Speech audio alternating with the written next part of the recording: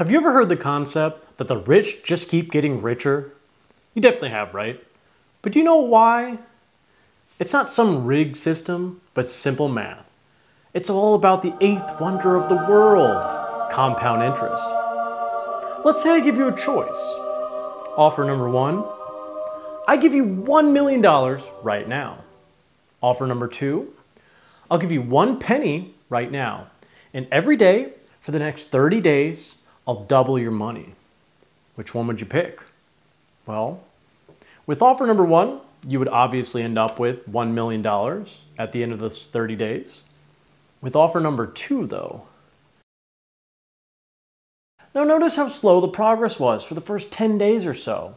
Day one, 1 cent. Day two, 2 cents. Day three, 4 cents, etc. Pretty brutal, right? Now, after the first 10 days, the growth isn't super meaningful. You have about $5.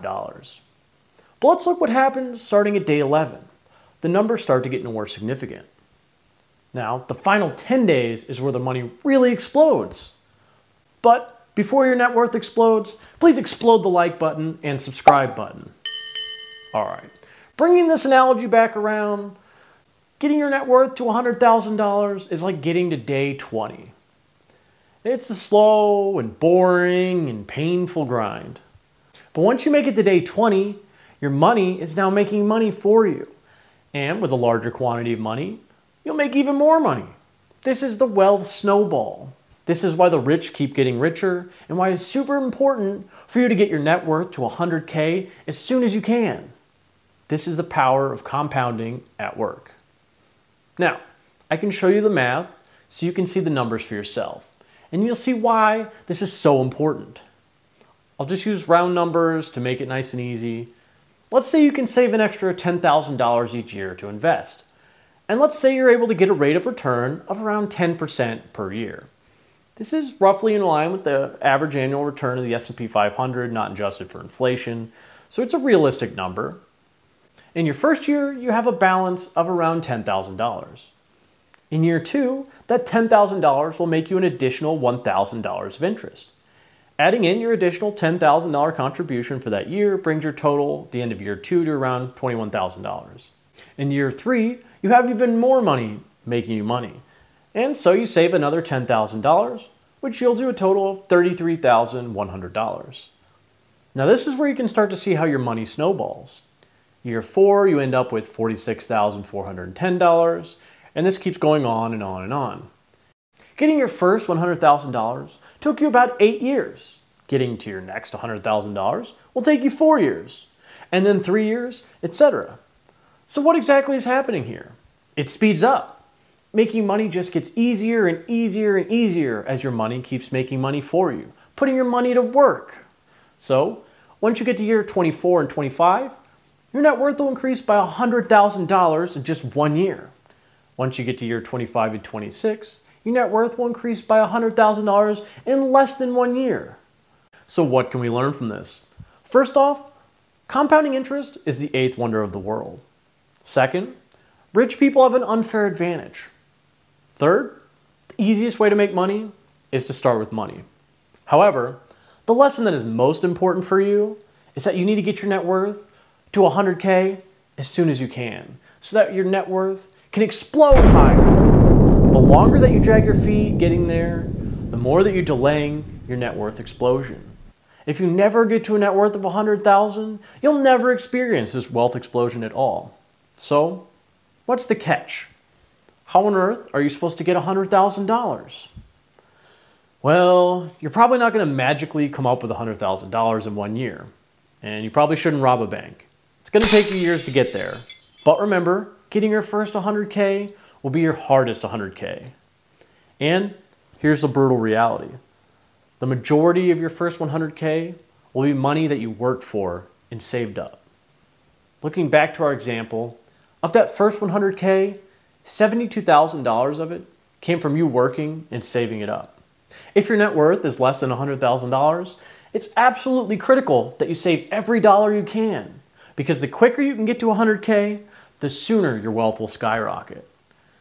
Now, if you're watching this video, you probably have at least a general idea of what you need to do to get there. You need to make a budget, stick to it, and spend less money than you make. Unfortunately, unless you're Jerome Powell, you can't just print money. And you're definitely going to have to make some sacrifices here.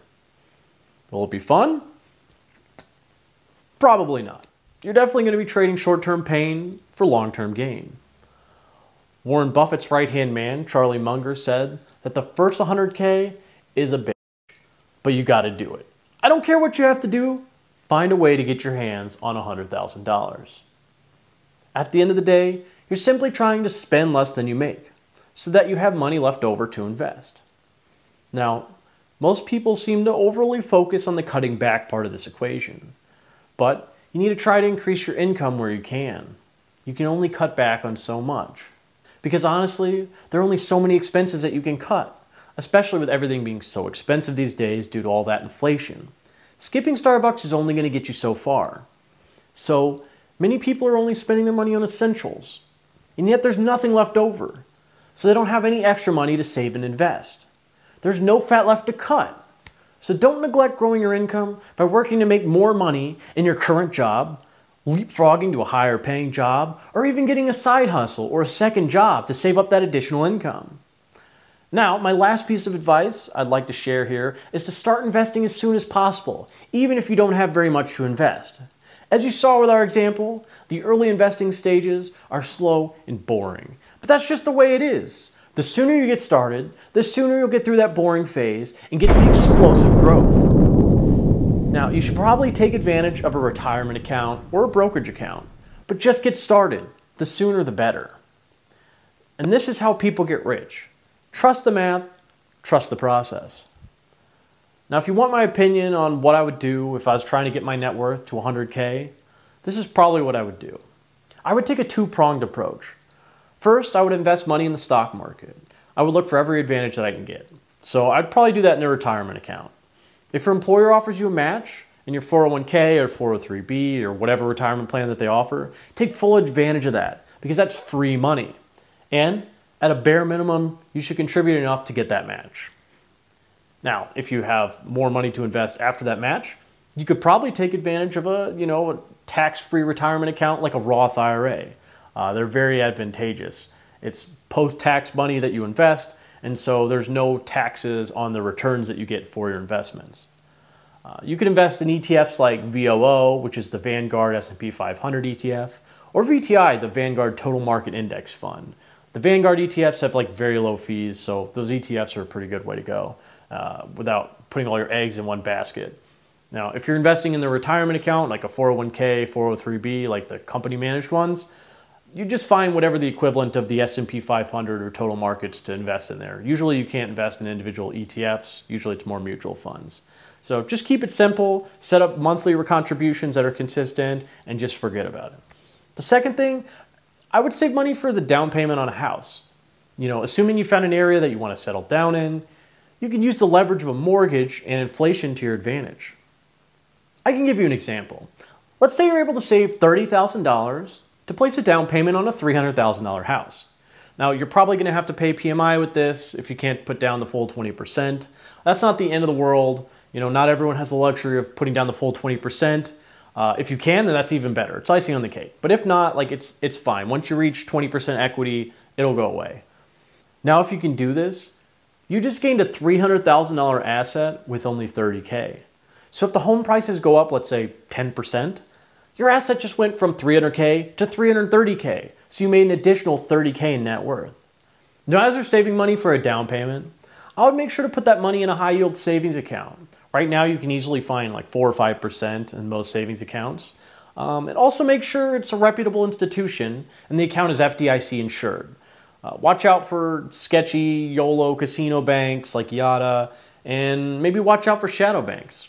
And if you don't already know what a shadow bank is, you can learn more in my video linked here. Thanks for watching. Please make sure to like, subscribe, and leave a comment below if you found the video helpful. Thank you, and good luck out there.